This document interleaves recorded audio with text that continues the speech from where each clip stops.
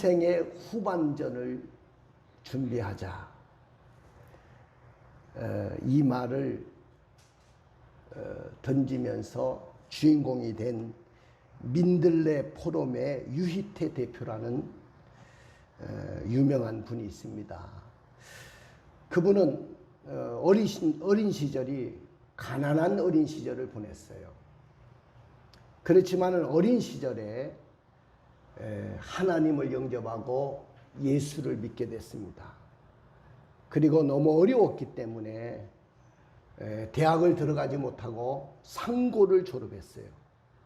여러분 옛날에 공부 잘하는 사람들은 상고, 공고 이런 데 많이 갔어요. 거기서 떨어진 사람들이 인문계 갔다고. 그러니까 상고를 졸업하고 막바로 은행을 취직을 했는데 들어간 은행이 어디냐면 기업은행입니다. 기업은행에 들어가 가지고 국책은행에서 노조위원장을 지내고 노조위원장으로는 유일하게 행장은 못돼서도 기업은행의 부행장까지 올랐던 분입니다. 그런데 하루는 이렇게 승승장구하던 유희태 대표에게 혜성같이 한 지인을 만났어요. 그 지인은 95세 된 노인이었습니다. 95세 된 노인을 만났는데 그 노인이 이런 말을 합니다. 내가 60살 때 제가 은퇴를 했습니다. 그런데 어느새 제 나이가 95세가 됐어요. 여기까지 왔어요. 내가 이 나이까지 살 줄을 알았다고 한다면 인생의 계획을 달리 세웠을 텐데 허송세월만 보냈어. 그러더라는 거예요. 그 말을 듣고 유희태 이 대표가 굉장히 고민에 빠진 거야. 그 95세 된 노인 어른이 하신 그 말씀이 자꾸 생각이 나요. 그래서 이 말을 들은 유희태 대표는 나도 이제부터 인생의 후반전을 준비해야 되겠구나. 미래를 내가 이제부터 준비해야 되겠구나.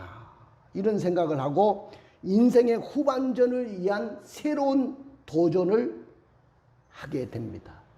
물론 가정에서 부인과 자녀들도 만류하고 모든 사람들이 다 만류했습니다.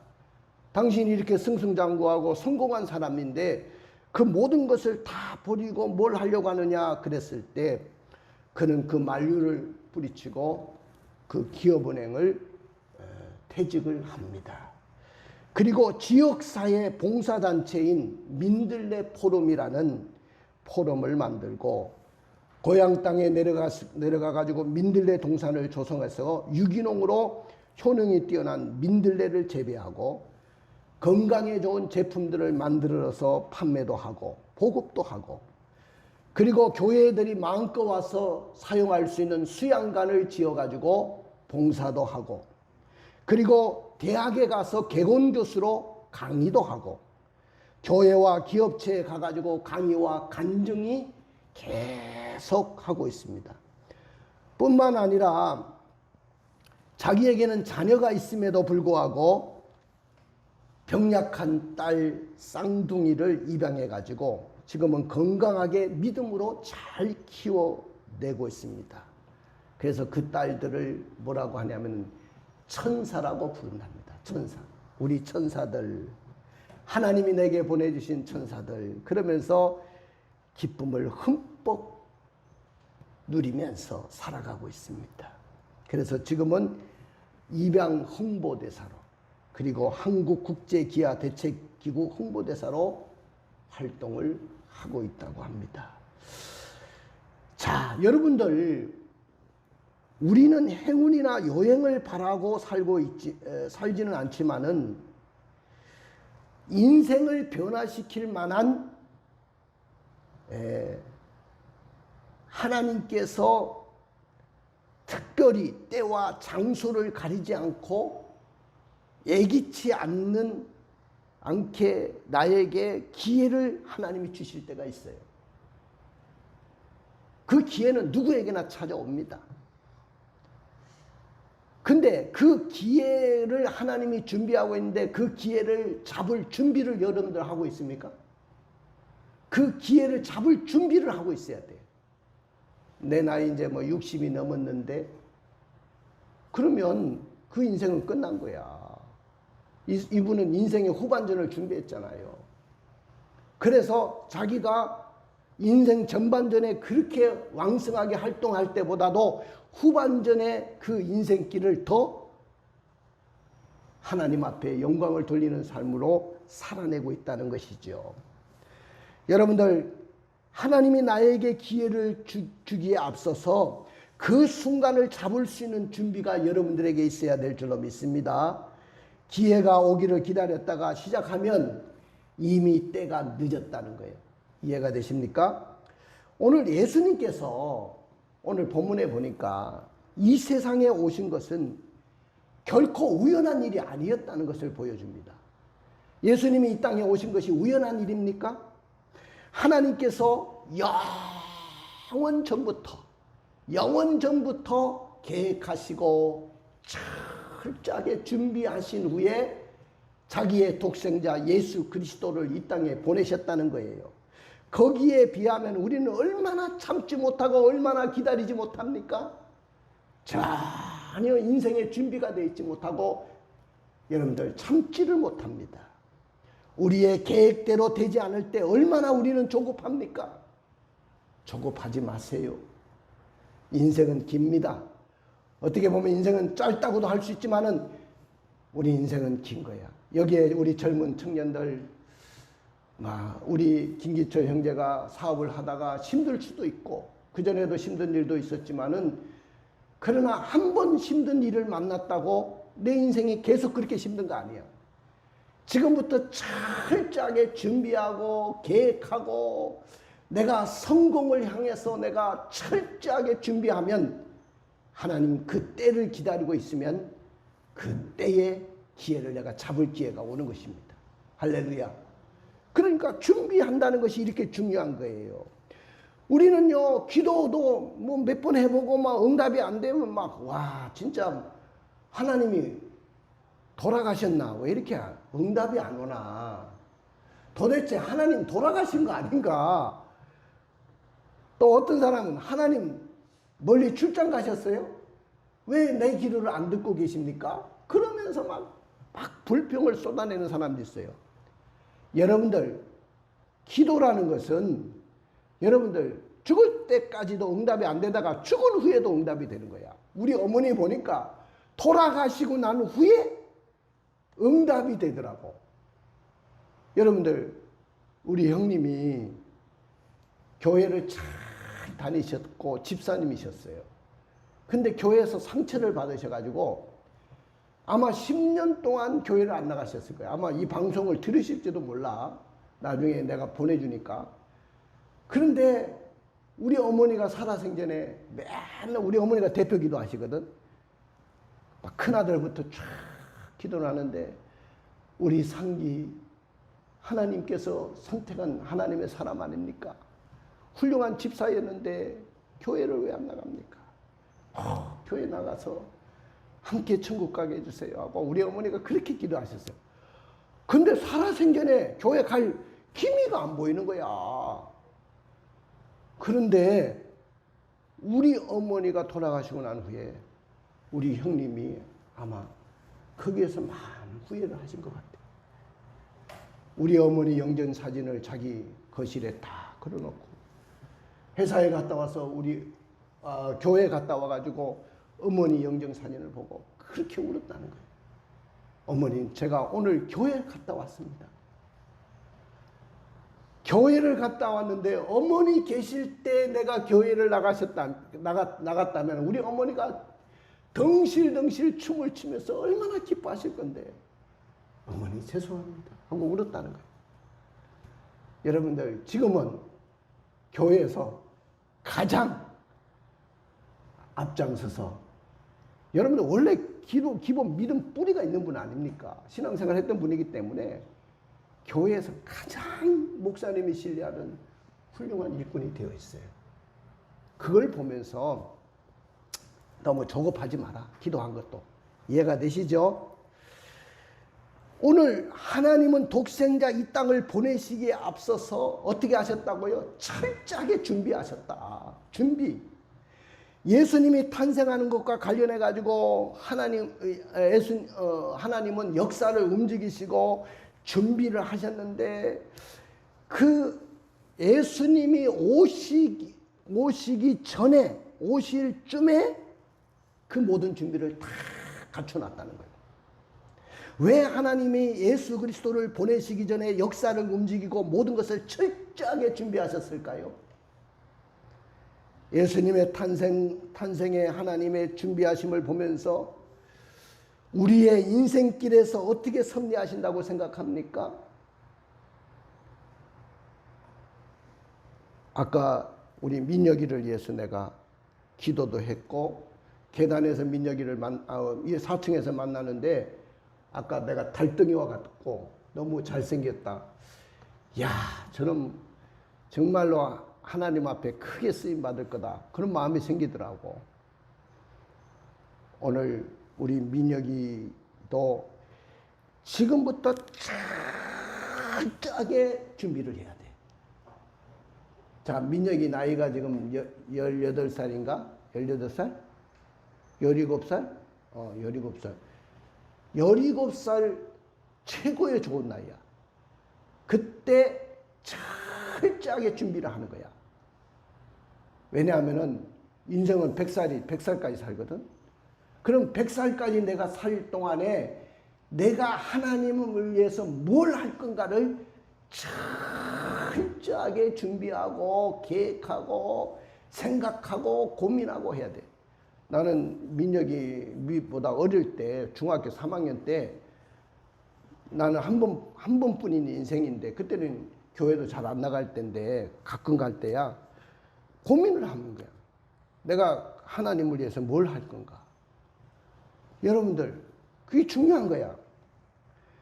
자, 오늘 우리 인생길을 하나님 어떻게 섭리하신다고 생각하느냐, 이겁니다. 하나님의 준비하심에 비하면 우리는 얼마나 주님 맞을 준비를 하고 있습니까? 오늘 저의 설교 제목은 하나님의 준비입니다. 따라해 봅시다. 하나님의 준비. 예, 하나님의 준비입니다.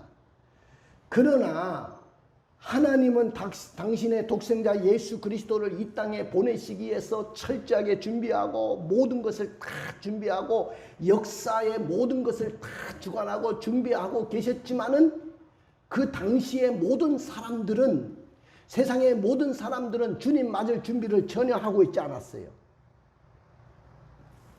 오늘날도 똑같습니다. 예수님이 이 땅에 계시다가 뭐라고 했습니까? 내가 너희들이 본 그대로 다시 올 것이다. 예수님이 재림의 주님으로 이 땅에 다시 오신다고 그렇게 말씀하셨어요. 주님이 다시 오신다고요? 다시 오신다고 했어요. 그런데 그 재림의 주님을 지금 여러분들이 기다리고 있습니까? 옛날에 그 많은 그 성도들이 철야기도 하면서 예배를 드리면서 늘 불렀던 찬양들이 있습니다. 낮에나 밤이나 주님 언제 오십니까? 그때는 하루 벌어서 하루 먹기 힘들고 너무 고달프니까 주님 빨리 오셨으면 좋겠습니다. 그러면서 주님을 기다렸어요. 근데 오늘날 성도들은 여기도 살만합니다. 천국보다는 조금 못해도 이 세상 좀 살만하거든요. 주님 아예 오시지 말든지 오시는 거 좀 연기 좀 하면 안 됩니까? 그러는 것 같아. 전혀 주님 오실 준비를 하고 있지 않아요. 설교도 목사님들 주님의 재림의 설교를 하지 않고 있어요. 전혀 하지 않습니다. 그러나 주님은 오신다고 했습니다. 주님이 오시기 전에는 이런 일들이 있어야 되겠다 하는 일들이 지금 다 벌어지고 있는 거야. 저체의 기근과 지진이 있고 홍수와 폭설이 내릴 것이고 이상기온 현상들이 일어날 것이고 전쟁의 소문이 일어나고 모든 질병들이 창궐할 것이라고 수도 없이 경고했는데 사람들은 모르는 거야. 여러분들 지금 저도 이제 19일이면 2차 백신을 맞아요. 저는 아스트라제네카 접종을 맞았는데 2차도 아마 그걸 맞을 것 같은데, 지금 백신을 맞아도 공격 감염으로 인해 가지고 다 감염이 또 돼요. 그리고 막을 수가 없어. 이 바이러스가 변이하는 것을 백신이 막아내지를 못합니다. 여러분들 지금 시중에 나오는 백신들이 쭉 있는데, 그 중에 모더나라는 백신, 이것만 70% 데이터 변이를 걸러줄 수 있다는 겁니다. 나머지 뭐 화이자라든지 아스트라제네카라든지 뭐 얀센이라든지 뭐 이런 백신들은 20%도 못 걸러준다는 거예요. 그러니까 아무리 백신을 맞아도 다 감염이 되는 거야. 자, 델타 변이 앞에서도 이렇게 무너지는, 그러니까 모더나에 지금 우리가 목숨을 거는 이유가 거기 있어요. 이재용 회장을 풀어주면서까지 모더나 좀 백신 좀 수급 좀 해다오 하고 부탁해서 감옥에서 풀어줬잖아요. 그 정도예요. 그런데 앞으로 내가 목사님들한테도 보내줬지만은 델타 변이보다도 더 강력한 변이 바이러스가 나타나는데 지금 나와 있어요. 인류 종말의 변이 바이러스입니다. 인류 종말의 변이 바이러스. 별명이 인류 종말의 변이 바이러스예요. 나 그 말을 딱 듣는 중에 우리 목사님이 옛날에 철야기도 하면서 요한계시록을 강의하면서 뭐라고 하냐니까, 지구의 인류의 3분의 1이 죽는 환난이 올 수 있다. 대비해야 된다. 그때 내가 웃었어. 어릴 때니까.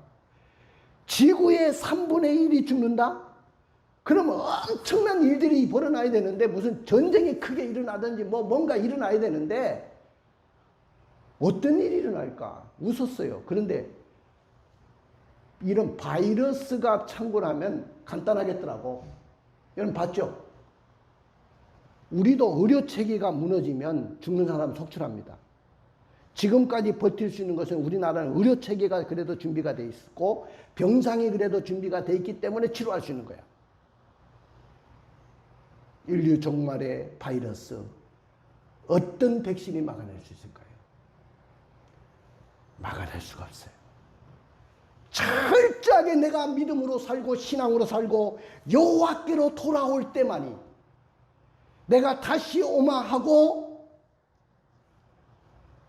주님이 말씀하신 것을 기다리면서 주님의 재림을 사모하고 회개하고 돌아오는 자에게만 하나님의 역사가 그들에게 임할 것이고 코로나가 속히 종식되고 일상으로 돌아갈 것입니다.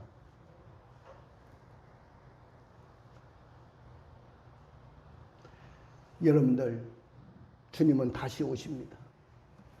믿으십니까? 다시 오신다고 했어요.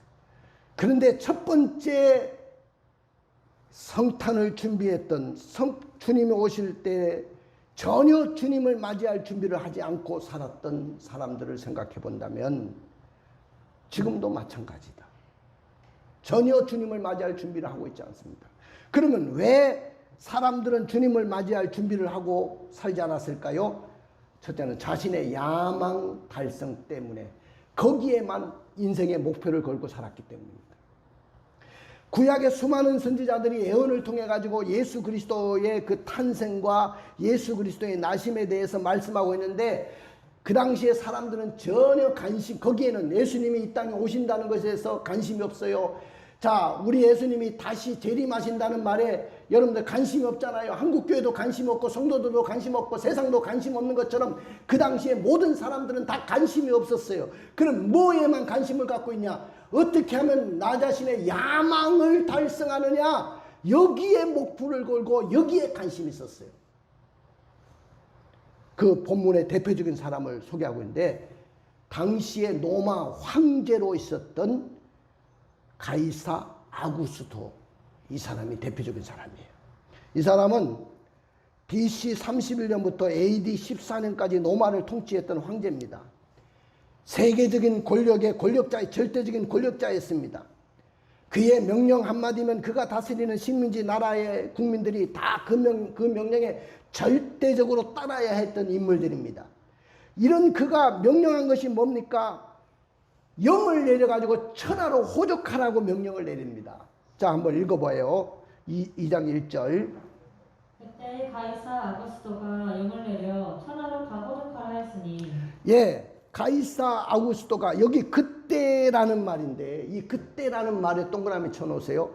그때는 언제냐? 예수님이 탄생할 쯤에, 예수님이 탄생해야 될 그때에 가이사 아구스토가 영을 내려 천하로 다 호족하라고 했다 그랬어요.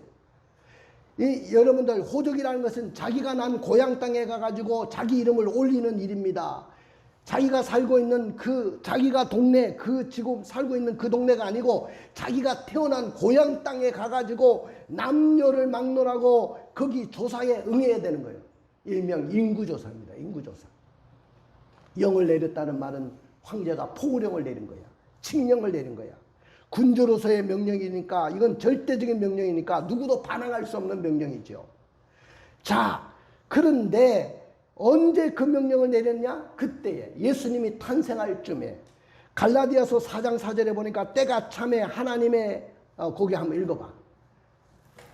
때가 참에 하나님이 그 아들을 보내사 여자에게서 나게 하시고 율법 아래 나게 하신 것은. 여기 보면 때가 참에 그랬어요. 때가 참에 하나님이 그 아들을 보내사 여자에게서 나게 하시고 율법 아래서 나게 하셨다. 때가 찼다는 말은 예수님이 이 땅에 탄생할 쯤을 이야기합니다. 완전히 때가 찼을 때입니다. 여러분들, 그때에 오늘 황제가 천하에 호족을 하라고 명령한 거야. 니네 고향으로 다가가지고 니네들 이름을 다 올리라. 그러면 황제가 왜 갑자기 호족하라고 명령했느냐 그 말이야. 이분이 말이야, 예수님이 태어날 때가 가까웠기 때문에 이거 해야 되겠다 하고 한 거 아니에요. 아무 생각 없이 한 건 아니고 자기의 야망을 달성할 목적으로 인구조사를 명령한 거야. 자, 그런데 인구조사를 진짜 명령한 이유가 뭐냐면은 군대를 효과적으로 징집하기 위해서입니다. 자, 우리나라는 의무적으로 국방의 의무를 감당해야 돼. 저기 인호도 국방의 의무를 감당하고 온 사람이 죽다가 살아왔어. 철책선에서 얼마나 힘들었겠어. 그런데 의무적으로 갔다 왔단 말이야. 우리 지금 주영이도 지금 의무적으로 갔잖아요, 제가. 그죠? 제가 가고 싶었겠어? 근데 의무적으로 갑니다. 근데 그 당시는 의무적이라기보다도 전쟁이 발발하게 되고 전쟁이 일어날 쯤에는 징집을 합니다, 사람들을. 그러면 인구조사가 되어 있지 않으면 누구를 이렇게 징집해야 되는지 알 수가 없잖아. 그러니까 효과적으로 군대를 징집하기 위해서 이렇게 인구조사를 하고, 또 수많은 나라들을 식민지로 통치하고 있었기 때문에 반대자들이 많이 일어나고 밀란이 많이 일어나기 때문에 그 반대자들을 효과적으로 축출하고 밀란을 막기 위해서, 관리할 목적으로 호적조사를 하라는 거야. 그리고 세금 징수, 지금이나 옛날이나 세금을 걷어들여야 나라 살림을 할 수 있잖아요. 그래서 효과적으로 세금을 걷어들일 목적입니다. 이거 한마디로 정리한다면 황제가 자신의 야망을 달성할 목적으로 인구조사를 하라고 한 거야. 무슨 예수님의 탄생을 준비하기 위해서 한 거 아닙니다. 그러면 왜 하필이면 그 예수님이 탄생할 즈음에 이런 일을 시행했냐? 예수님이 탄생할 장소를 미리 예언했거든. 미가 선지자를 통해서. 그 베들레헴 땅에서 예수님이 탄생할 거라고 이야기했기 때문에 그 말씀을 이루려는 목적이 있었다는 거예요. 이해가 되시죠? 그 다음에 오늘 여러분들 보세요. 오늘날도 지금 아까도 이야기했지만은 이렇게 세상이 이렇게 돌아가는데도 주님에게 관심이 없어요. 이런 어려움 속에서도 사람들은 깨닫지 못하고 시기가 이렇게 돌아가는데도 종말을 향해서 인류가 지금 흘러가는데도 불구하고 거기는 관심이 없고 어떻게 하면 내 야망을 달성해야 되냐. 그래서 우리나라에도 보면은 다음 대통령이 되겠다는 사람이 내가 조사해 보니까 20명이 넘어. 다 자기가 대통령이 돼야 된대. 그리고 대통령이 되면 장관 자리라도 하나 깨차려고 막 캠프에 사람들이 몰려들고 있어요. 이거 뭡니까? 다 자기의 야망 달성하기 위해서잖아요. 주님의 재림을 그들이 준비하고 있습니까? 그 다음에 자신의 출세를 위해서만 살았기 때문이에요. 그 대표적인 사람이 누구냐면 구레뇨, 당시 수리아의 총독으로 온 사람이에요. 2장 2절 읽어볼까요? 이 호적은 구레뇨가 수리아 총독이 되었을 때 처음 한 것이라. 여러분들 식민지 나라를 다스릴 때 본국에서 총독을 보냅니다. 우리나라도 일제 36년 때 일본에서 총독이 와가지고 총독부를 만들고 그들이 나라를 다스렸어요. 우리나라 황제는 그냥 그는 뭡니까? 아무것도 아니었어요. 실질적으로는 총독부에서 나라를 다 다스렸다고요. 그런데 이 사람이요, 수리아 지역, 갈릴리, 유다 지역의 총독으로 와 있는데 그가 부임하고 나서 첫 번째 호적을 이렇게 하는 거야. 그러면 이 사람은 자기의 상관에게 잘 보여야 출세를 하잖아. 자기 상관이 누구요? 가이사 아구스도야. 가이사 아구스도에게 잘 보이려고 얼마나 강압적으로 호적을 하라고 했을까요? 저는요, 오늘날 세상 사람들도 주님이 재림을 기다리지 않아요. 보라 주님, 여기 나오잖아. 보라 주님, 구름 타시고 나팔 불 때에 다시 오시네. 모두 외치세. 이는 은혜의 니 시온에서 구원이 임하네. 맨날 찬양 부르면 뭐해? 맨날 찬양 부르면 뭐냐고요? 재림의 주님을 기다립니까? 여러분들 철새를 위해서만 목숨을 거는 사람들 봅니다. 관심 없어요. 주님이라든지 뭐 신앙이라든지 믿음이라든지 교회라든지 전혀 관심 없어요. 어떻게 하면 내가 세상에서 출세하고 어떻게 하면 돈을 벌까? 그 당시에 예수님 당시에 모든 사람들도 똑같았어요. 그 다음에 모든 사람들은 어떻냐? 일반 국민들, 일반 백성들은 그저 살기 위해서 애를 쓰고 있었어요. 하루 벌어서 하루 먹고 살고 그냥 하루 어떻게 하면 이 세상을 살아낼까 그렇게 살았습니다. 그런데 갑자기 호적하라고 명령이 내리니까 어떻게 됐어요? 3절 5절 읽어봐요. 모든 사람이 호적하러 각각 고향으로 돌아가매 요셉도 다윗의 집 족속이므로 갈릴리 나사렛 동네에서 유대를 향하여 베들레헴이라 하는 다윗의 동네로 그 약혼한 마리아와 함께 호적하러 올라가니 마리아가 이미 잉태하였더라. 마리아가 이미 잉태하였더라. 그 잉태한 정도가 아니고 만삭이 된 거야. 여러분들 우리 아기를 낳아본 우리 어머니들은 다 알 거예요. 만삭이 되면 조심해야 됩니다. 여행도 자제해야 됩니다. 오래 걷는 것도 해서도 안 됩니다. 그런데 그 당시에 모든 백성들은 하루 벌어서 하루 먹고 사는 사람들이야. 하루 살기도 힘든 사람들이었어요. 고달픈 인생길을 걸어가는 사람들이었습니다. 그들에게 또 무거운 명령이 떨어졌는데 각각 고향으로 가가지고 호적하라는 명령이 떨어졌어요. 그 당시에 요셉도 다윗의 족속인 거로 자기의 다윗의 고향이 어딥니까? 베들레헴이잖아요. 그 베들레헴으로 돌아가가지고 호적을 올려야 되는데 만삭된 마리아가 이미 잉태돼가지고 만삭이 돼가지고 이제 얼마 안 있으면 아기가 나올 상황이야. 그런데 황제의 명령을 어길 수 없으니까 여러분들 베들레헴이 어디냐면은 베들레헴은 예루살렘에서 조금 올라간 베들레헴인데 이들이 살고 있는 동네는 어디냐면 나사렛 동네예요. 그래서 나사렛 예수라고 하잖아요. 나사렛 동네를 가보니까 아주 산동네인데 어디냐면 갈릴리 주변에 있어.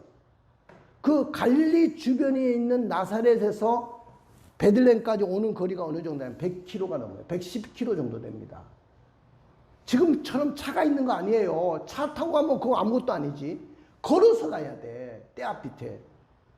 만삭이 된 이 마리아가 110km, 여기서 천안 정도 가는 거리야. 걸어서 간다. 2주에서 3주 정도 걸리는 거리입니다. 그럼에도 불구하고 그렇게 행동으로 옮길 수밖에 없었던 것은 죽지 않고 살기 위해서다. 마리아와 요셉도 나는 베들레헴에 가서 꼭 아기를 낳아야 돼. 왜? 구약의 미가 선지자가 예언을 했기 때문에 그 예언을 이루려고 가야 돼. 그러고 갔습니까? 아니잖아요. 황제 명령 어기면 목이 달아난다는 생각 때문에 어쨌든 살아내야 되기 때문에 간 거예요. 일반 국민들은 다 그렇잖아요. 오늘 하루 벌어서 어떻게 살아낼까? 어떻게 살까? 이렇게 고민하면서 살아갑니다. 지금도 많은 사람들이 자기 살 길을 찾아 바삐 뛰고 있습니다. 무엇을 위해서 그렇게 바삐 뛰고 있습니까? 주님 오실 것을 약속했습니다. 주님의 재림 때도 사람들은 자기 목적을 위해서, 자기 야망 달성, 또 출세를 위해서, 돈을 벌기 위해서, 성공하기 위해서 그런 데는 관심이 있지만은 그냥 하루 먹고 하루 살기 위해서 그렇게 바쁘게 살아가지만은 주님 맞을 준비를 전혀 하지 않고 있었습니다. 그들의 이야기를 한번 추론해 보세요. 하나님, 저희들은 이 세상에서 오직 정치적인 야망 달성하고 출세하고 성공하고 어떻게 하면 돈 벌고 여기에 관심 있지, 오직 나에만 관심 있지, 무슨 하나님이라든지 무슨 신앙이라든지 무슨 예수님이라든지 교회라든지 이런 것에 대해서는 저는 관심 없습니다. 저는 당대 사람들은 이런 아무런 준비도 없이 그저 살아가고 있었다는 겁니다. 그럼에도 불구하고 오늘 하나님은 어떻게 성탄을 준비하시고 예수 그리스도의 이 땅에 보내심을 준비하셨어요. 이 땅에 보내실 때 완벽하게 타이밍을 맞추고 준비하셨습니다. 그럼 어떻게 준비하셨습니까? 첫째는 모든 길이 노마로 통할 정도로 도로망을 닦아놓고 정치적인 준비를 하고 있었어요. 여러분들 옛날 말이 있어요. 역사에 모든 길은 노마로. 노마가 세계적인 국가가 되면서 해놓은 게 뭐냐면 정치적으로 통일을 이루고 정치적인 준비를 해놨어요. 그리고 도로망을 다 닦았어. 도로를. 제가 지방에 가보니까 막 도로가 얼마나 잘 닦였는지 몰라. 그래서 여러분들 옛날에 강원도 동해안 갈 때 6시간, 7시간, 어떨 때는 8시간 걸려서 간 때가 있었어요. 근데 지금은 2시간이면 가는 거야. 서울에서. 동해안 바다. 가기 쉽죠? 왜? 도로망이 잘 닦였으니까. 산을 뚫고, 터널을 뚫고, 그러니까 그렇게 가기 쉬운 거야. 자, 이런 정치적인 준비를 노마라는 국가를 세워가지고 하나님이 다 준비를 해놨던 겁니다. 100년 전부터 모든 것을 준비해 놨어요. 노마가 주변 국가를 통일하고 대서양에서부터 카스피에 이르는 모든 백길과 영국에서 애굽의 나일강에 당도하는 모든 길목과 또 하이디란 경계에서 유브라데까지 이르는 모든 육로를 로마 제국의 휘하에 다 준비해 놨어요. 그러니까 예수님 오실 완벽한 준비를 다 해놓은 거야. 예수님이 오심으로 복음이 전해질 수 있는 완벽한 준비를 했고 그 도로망을 타고 사도 바울이 세계 만방에 복음을 전했던 겁니다. 심지어는 노마에까지 가서 복음을 전하잖아요. 그 다음에 무슨 준비를 했냐? 문화적인 준비를 해놓으셨어요. 예수님이. 하나님이. 예수님이 오시기 전에. 그 문화적인 준비가 뭐냐면은 문화의 가장 중요한 건 언어입니다. 언어의 통일을 이루었다는 거야. 자, 그 당시에 지금 현재의 일반적으로 쓰이는 언어는 뭐냐? 세계적인 통용어는 뭐죠? 영어입니다. 제가 세계에 나가보니까 영어만 잘해도 동남아라든지 세계 남미라든지 난 남미는 안 가봤습니다만은 참 유럽이라든지 어디를 가도 영어만 잘하면 다 통해. 영어가 세계 통용어야. 그래서 우리나라도 영어를 어릴 때부터 가르치는 이유가 그 있어요. 영어만 잘해놓으면 글로벌 인재가 돼요. 영어 못하면 글로벌 인재 될 수가 없어. 왜? 언어가 안 되니까. 그 당시도 문화적으로 통일을 이루었는데 그 당시에 일반적으로 통용했던 언어가 뭐냐면 헬라어입니다. 여러분들 노마는 라틴어를 쓰는 나라예요. 그런데도 불구하고 헬라어가 세계적인 통용어가 돼가지고 문화적인 준비를 다 해놨어요. 그럼 누가 그랬냐면은, 자, 바벨론이라는 나라가 세계를 지배하다가 그 바벨론이 성경에 보면 바사, 우리나라 할배들이 잘 몰라가지고 페르시아를 발음이 안 되니까 바사 그랬던 거예요. 그걸 그대로 바사로 쓰고 있어요. 왜 페르시아라고 하면 되는데 왜 바사라고 합니까? 근데 내가 바사가 무슨 나라인가 하고 막 나는 역사를 잘 아는 사람이니까 보니까 이게 페르시아야, 페르시아. 그 페르시아가 고레스가 나타나가지고 바벨론을 멸망시켰는데 그 페르시아를 멸망시킨 나라가 어디냐? 헬라요. 헬라의 알렉산더 대제가 30살 넘은 알렉산더가 세계를 정복한 거예요. 그래가지고 헬라 그리스어가 세계를 통용어로 만들어 놓은 거야. 알렉산더가.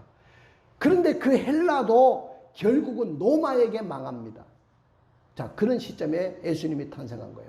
그러니까 문화적으로 언어를 다 통일시켜 놓은 거야. 그 다음에 경제적인 준비를 해놨어요. 경제적인. 자, 사람이요. 지금처럼 목사님도 죄송합니다. 어제 배가 나와가지고 목사님 잘 먹어서 배가 나온 게 아니고 나이배야, 나이배. 여러분들도 60 넘어가 봐. 배가 나오게 돼 있어. 배가 그냥 운동을 해도 배가 안 들어가는 거야. 그래서 사모님하고 발악을 하고 대공원을 몇 바퀴씩 도는 거야, 지금. 이거 배를, 그런데, 왜 배 이야기가 갑자기 나왔냐? 잘 먹고 잘 사니까 배가 나온 거야. 못 먹으면 아무리 그래도 배가 나오겠냐? 지금 모든 사람들이 배에 기름기가 차고 말이야. 잘 먹고 잘 살고 2만 불, 3만 불, 5만 불 이런 나라들은 전부 다 하나님을 등지고 살아요. 가난한 나라들이 예수를 잘 믿어요. 우리나라도 가난하고 힘들고 어려울 때 예수를 잘 믿었어. 그러니까 경제적으로 찬란한 경제를 이루었다가 황제들의 그 타락과 또 헤롯 왕의 타락과 또 백성들의 사치와 이렇게 되면서부터 경제가 곤두박질 치는 거야. 곤두박질 치고 어려워지고 경제가 먹고 살기도 힘들 때 그때 예수님이 오시게 하셨다는 거예요. 그러니까 경제적인 준비를 다 해놓은 거예요. 여러분, 잘 사는 것보다 못 살 때가 더 신앙생활 잘합니다. 여러분들도 그럴 거 느꼈을 거예요. 내가 그래도 어려울 때는 믿음생활 잘했는데 내가 왜 이렇게 살까? 우리나라가 지금 3만 불, 4만 불 넘어가면서 지금 이렇게 된 거야. 여러분들 신앙 다 무너졌어요. 그 다음에 베들레헴에 오시도록 섭리하셨다. 자, 6절, 7절을 읽어봐요. 거기 있을 그때 해산할 날이 차서 첫 아들을 낳아 강보로 싸서 그 위에 누였으니 이는 여관에 있을 곳이 없음이로라. 예, 거기 있을 그때, 거기는 어디냐? 베들레헴이야. 마침내 만삭이 된 마리아가 요셉과 함께 베들레헴에 도착했는데 그때 해산할 날이 차가지고 막 배가 막 아파오니까 여관을 찾으려고 하니까 여관이 없어요. 여관이 있습니까? 하면 빈방이 있습니까? 없습니다. 미리 다 온 거예요, 사람들이. 그래가지고 첫 아들을 낳아가지고 강보에 싸가지고 자기 옷을 뭐 그냥 어떻게 했겠죠. 그래가지고 아이를 대충 씻겨가지고 구유 짐승의 모기통에 예수님을 누였던 겁니다. 왜냐? 이는 여관에 있을 곳이 없었기 때문이다. 만약에 주님이 조금 늦게 오셨다면 어떻게 됐을까? 도중에 났든지 아니면 가기 전에 났든지 그랬겠지. 그 이후에 오셨다. 베들레헴에 갔다가 와가지고 나셨다. 그러면 그것도 안 되겠죠. 근데 거기에 딱 갔을 때 예수가 나신 거예요. 왜? 주님의 말씀을 이루게 하시려고. 자, 우리 미가서 5장 2절 마지막으로 읽어볼까요? 베들레헴 에브라다야, 너는 유다 족속 중에 작을지라도 이스라엘을 다스릴 자가 내게서 내게로 나올 것이라. 그의 근본은 산고에 영원에 있느니라. 여보세요. 베들레헴 에브라다야, 너는 유다 족속 중에 작을지라도 이스라엘 다스릴 자가 내게서 나올 거다. 베들레헴에 오신다고 730년 전에, 720년, 정확하게 720년 전에 미가 선지자의 입을 통해 가지고 예언을 했는데 그 예언의 말씀을 정확하게 이루었다는 거죠. 마리아가 그걸 지키려고 요셉이 그 베들레헴에 가서 말씀을 이루려고 갔습니까? 먹고 살고 또 황제 명령 어기면 죽을 수도 있으니까. 그래서 간 거예요. 그렇지만은 하나님은 그렇게 준비하셨다는 거예요. 한번 따라해 봅시다. 성탄은 하나님의 준비하심입니다. 그렇습니다. 성탄은요, 우연한 일이 아니고 세상의 모든 사람들이 욕망과 출세를 이루기 위해서 또 살아남기 위해서 애를 쓰고 살아가지만 철저하게 하나님이 준비하신 거예요. 성탄은 모든 길이 노마로 통할 정도로 정치적인 준비를 하셨고, 언어의 통일을 통해서 문화적인 준비를 하셨고, 경제가 비탄에 처하도록 해가지고 경제적인 준비를 하셨고, 베들레헴에 오시도록 섭리하고 준비하셨다는 거예요. 만약에 주님의 성탄이 철저한 준비도 없이 오셨다고 한다면 하나님의 말씀은 이루어지지 않았을 거예요. 그리고 주님의 성탄은 순조롭게 이루어지지 않았을 겁니다. 성탄은 하나님의 준비하심입니다. 자, 이렇게 오신 주님을 영접하고 믿는 자에게 축복이 뭐예요? 멸망치 않고 구원을 얻게 됩니다. 또 생명을 얻되 더 풍성한 축복을 누리게 돼요. 내가 도둑이 오는 것은 도둑질하고 죽이고 멸망시키는 것뿐이요 내가 온 것은 양으로 생명을 얻게 하고 더 풍성케 하려 합니다. 이 땅에서도 예수를 말미암아 모든 환경을 이길 수 있는 축복의 자리가 여러분들에게 마련될 줄로 믿습니다. 가슴에 손을 얹어 보십시오. 다 같이 눈을 감아 보십시오. 제가 코로나 이 상황을 오면서 다시 이 말씀을 준비하면서 지금은 성탄절도 아니에요. 그런데 하나님의 준비를 보면서 우리는 과연 재림의 주님을 준비하고 있습니까? 주님은 니네들 눈으로 본 대로 내가 다시 구름을 타고 오신다고 했어요. 근데 그때와 그 시는 아무도 모른다고 했죠. 뭐 이단들이나 옛날 다미성교회라 이장님이라는 사람이 뭐 10월 27일에 온다고 난리를 쳤죠. 근데 교회들은 재림의 주님에 대해서 이야기하지 않아요. 그리고 준비도 안 돼 있어요. 근데 하나님은 지금도 재림의 주님을 준비하고 있을 거예요. 왜? 초림의 주님도 그렇게 철저하게 준비하셨다면 그럼 우리는 어떻게 살아가야 될까요? 나의 구세주로 하나님의 아들로 예수를 영접하고 믿어야 되고요. 예수님은 나의 모든 삶의 해결자임을 영접하고 믿어야 돼요.